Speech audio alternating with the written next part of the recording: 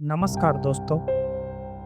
वह एक रानी थी, लेकिन ताज के लिए नहीं जानी जाती थी।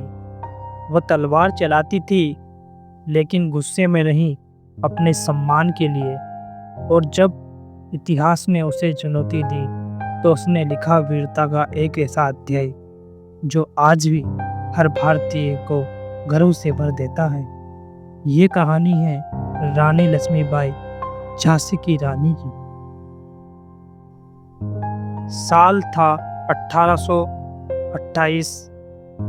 वाराणसी की गलियों में एक छोटी सी बच्ची खेलती थी। नाम था मणिकर्णिका। प्यार से सब उसे मनु बुलाते थे।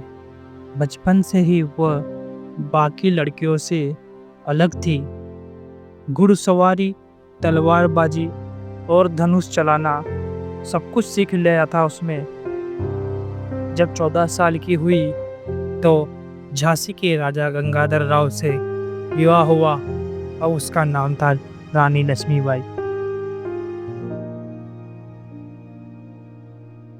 राजा गंगाधर राव से एक बेटा हुआ, लेकिन वह कुछ महीनों में ही चल बसा। फिर एक दत्तक पुत्र को गोद लिया गया। नाम था दामोदर राव, लेकिन अंग्रेजों ने इसे मानने से इनकार कर दिया। डॉक्ट्रिन ऑफ लैप्स कानून के तहत झांसी को हड़पने की कोशिश की। रानी लक्ष्मीबाई ने साफ कहा, मैं अपनी झांसी नहीं दूंगी। अब लड़ाई की घड़ी आ चुकी थी। रानी ने झांसी में अपने सैनिकों को संगठित किया। महिलाओं को भी युद्ध कला सिखाई गई। झांसी का किला बन गया क्रांति का गढ़। रानी ने खुद कवच पहना, हाथ में तलवार उठाई और घोड़े पर सवार हो गई। उसका घोड़ा बादल उसकी तरह ही तेज और बहादुर था। अंग्रेज सोच भी नहीं सकते थे कि एक महिला इतनी कुशल सैनिक हो सकती है।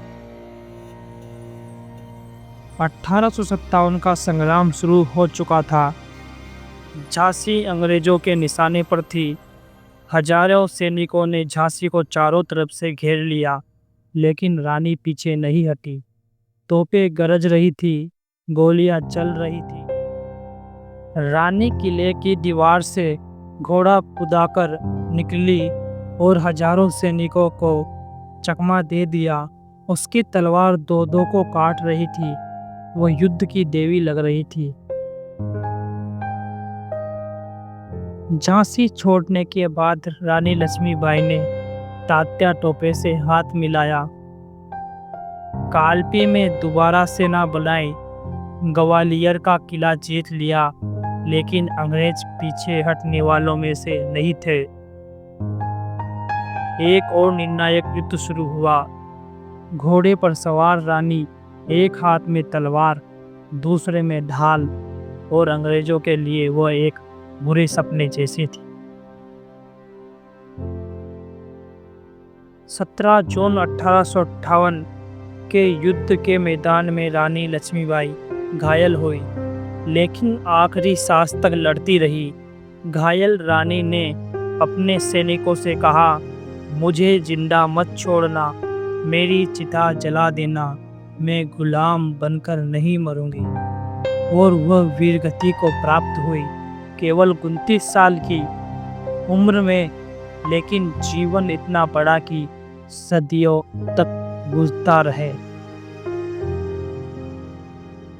तो दोस्तों, आज जब हम रानी लक्ष्मीबाई का नाम लेते हैं, तो हमारे रगों में वही आग दौड़ती है, क्योंकि वह सिर्फ एक रानी नहीं थी, वह प्रतीक थी आत्मबल, धीरता और स्वाभिमान की।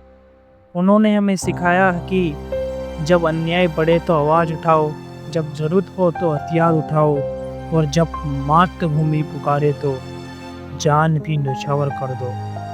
सच्चे अर्थों में झांसी की रानी अमर है। जय हिंद।